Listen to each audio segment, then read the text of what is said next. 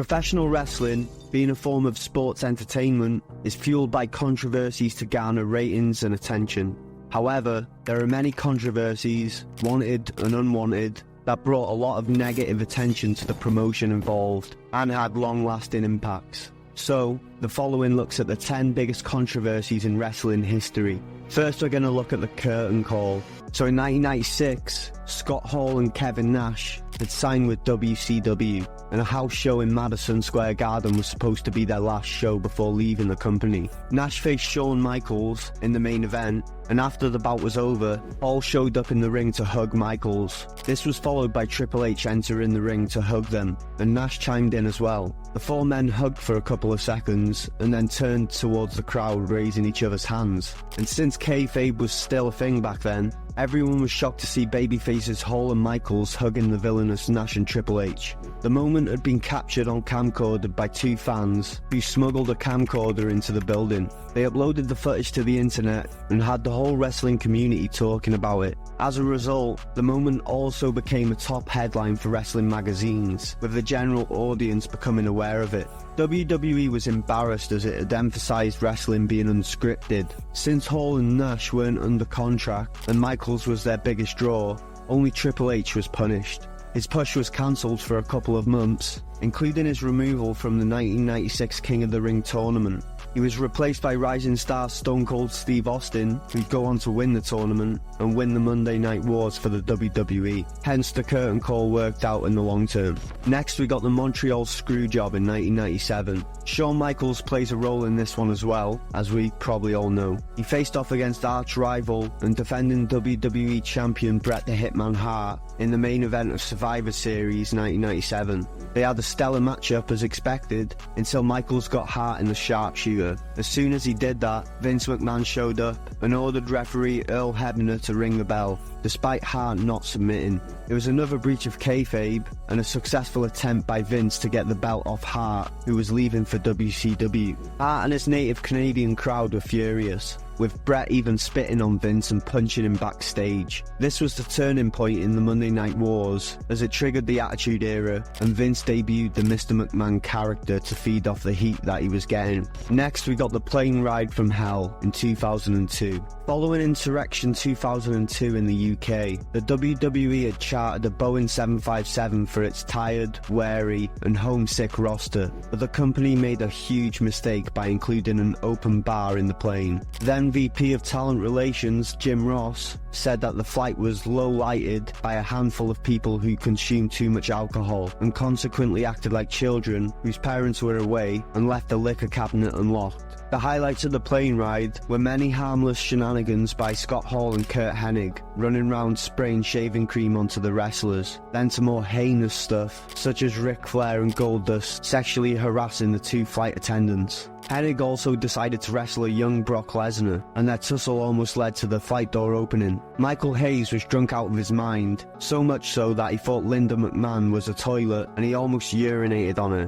Goldust hilariously took over the aircraft's PA system and began singing a slurred serenade to his ex-wife Terry Runnels until JR stepped in. Scott Hall also made sexual advances towards a flight attendant until he eventually passed out. The aftermath led to a lawsuit filed against the WWE by the two flight attendants, which was actually settled out of court. Hall and Hennig were fired, while Flair and Goldust were just reprimanded. As bad as this plane ride was, it was relatively unknown until YouTube shoot interviews started to become a thing. It got mainstream attention from Vice's Dark Side of the Ring, leading to massive scrutiny for some of the people involved. Next we got the United States versus Vince McMahon in 1994. It's a known fact that wrestlers are juiced up, and this was even more so back in the day. Vince McMahon was eventually indicted for distributing steroids back in the early 90s. To sum it up, Dr. George Sahorian was accused of supplying steroids, and Vince was alleged to be one of his buyers. As Sahorian cooperated with the prosecutors, the entirety of the blame was brought on Vince, buying and distributing the roids to his wrestlers.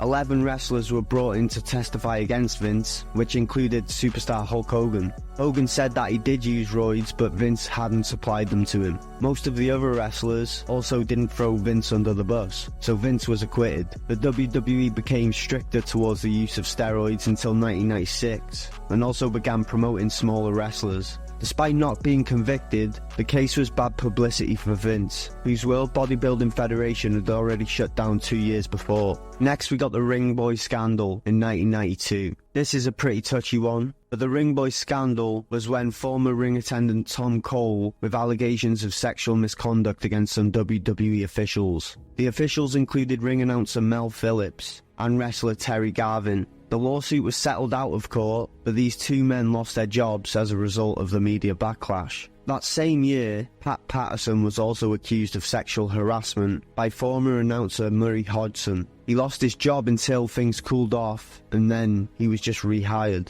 Next, we got Eddie Guerrero's death in 2005. Now, Eddie Guerrero was one of the most beloved and gifted wrestlers of his generation. He sadly passed away in 2005 at the age of just 38 years old. Eddie passed away from a heart attack, and his death shocked the wrestling world. His death was ruled a natural one at the time. It later became revealed that he was suffering from a heart disease due to prolonged steroid and painkiller usage. As a result of his death and the expose from Sports Illustrated magazine, the WWE was pressured to bring back its wellness policy that restricted substance and steroid abuse. It can be said that Eddie's unfortunate passing most likely saved other young wrestlers from going down the same path. The next one is the mass transit incident in 1996. The original ECW had many gruesome incidents, but none particularly worse than this one on an ECW house show in November 1996. The Gangsters faced off against Devon and Mass Transit. Transit was a 17-year-old boy named Eric Koulis,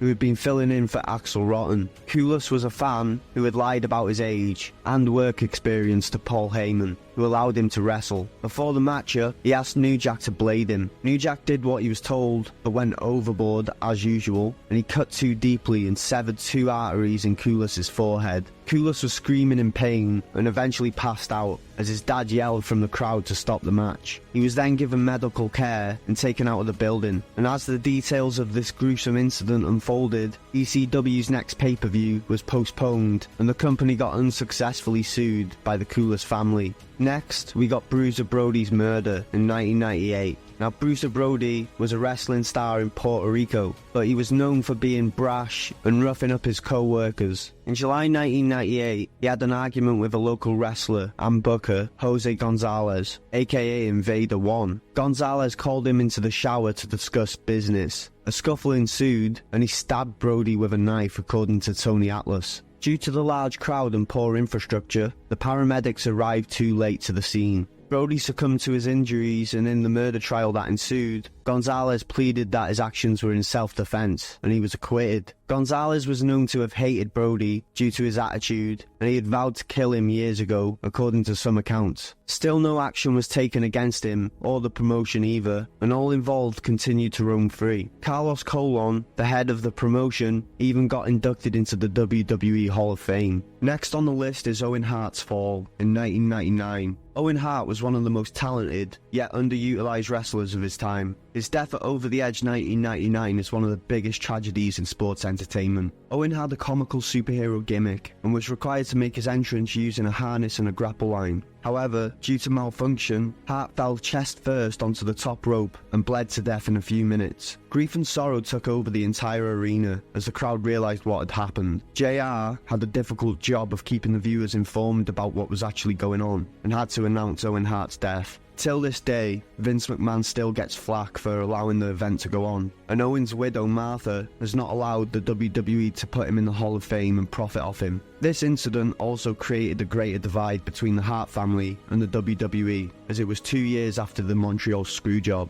And finally, we have the Chris Benoit situation. Now, as expected, the Benoit family tragedy is the biggest controversy in wrestling history. To keep it short, Chris Benoit murdered his 7-year-old son, Daniel, and his wife, Nancy, and then hung himself. This heinous crime had a severe impact as the effects of CTE, along with steroid abuse in athletes, received global attention. Upon study, Benoit's brain was found to be that of an 85-year-old Alzheimer's patient, despite him being in his early 40s. The WWE would erase Benoit from history, and this was also one of the reasons the company went PG the next year. The WWE would also tighten up its wellness policy even further. Like and subscribe if you enjoyed the video, and click here for another, and let us us know what we missed in the comments. And if you want to become one of the dogs yourself, join our Patreon using the link in the description. Nice one.